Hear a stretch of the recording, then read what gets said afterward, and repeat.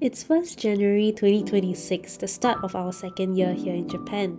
Most places are closed on the first 3 days of the year, but we decided to go and see what's open anyway, and take part in some unique traditions we see Japanese people do on the first day of the new year.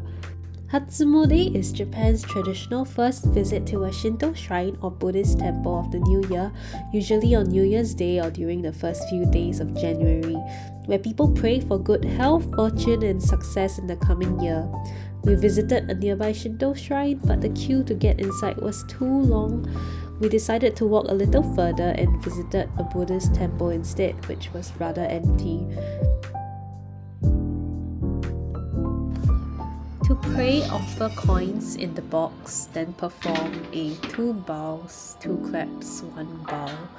Bow deeply twice, clap twice, pray silently, and bow once more before leaving with another bow at the gate.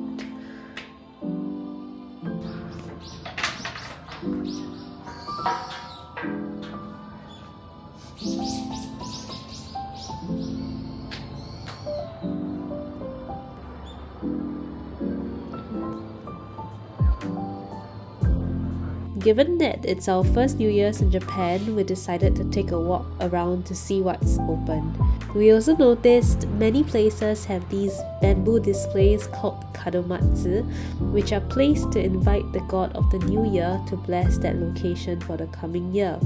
Not surprisingly, Starbucks was open. We visited Starbucks Reserve, which was one out of the 5 Starbucks Reserve across the world.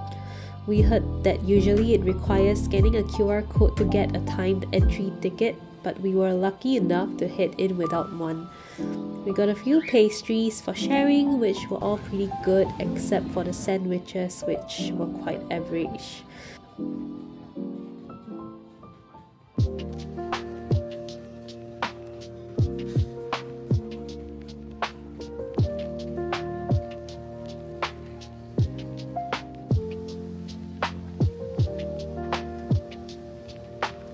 Around this cask is over 2,000 copper cherry blossoms suspended from the ceiling, a homage to the nearby Meguro River, popular for its numerous blossoming cherry trees.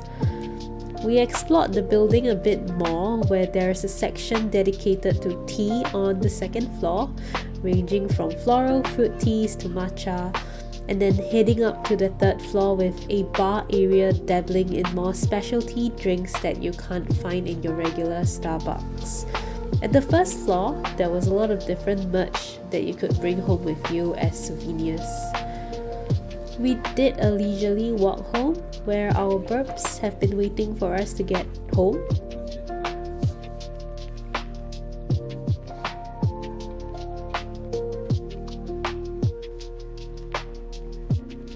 I got to prepping the next day's dinner, as I've been pretty inspired by TikTok lately. I made some sort of beef stew which didn't turn out the way I expected and ended up being more soupy than gravy-ish.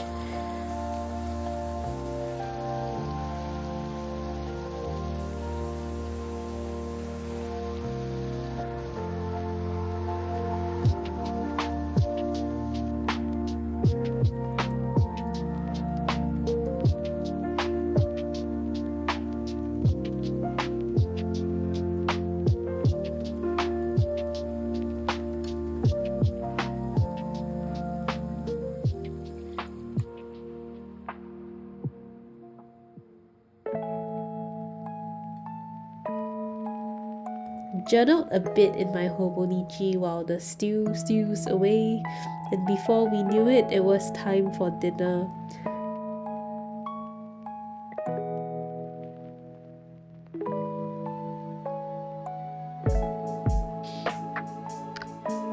Traditionally, Japanese folks eat what they call toshikoshi soba during New Year's Eve, as the soba can be easily cut to symbolize cutting ties from the past year's ill luck.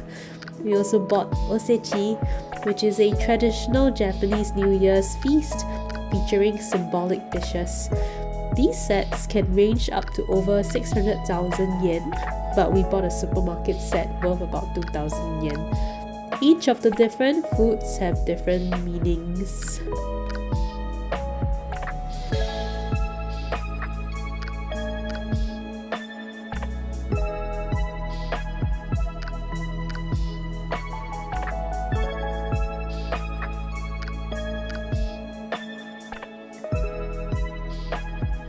As we ate dinner, we decided to watch the last episode of Stranger Things. So that's basically how we spent our first Japanese New Year.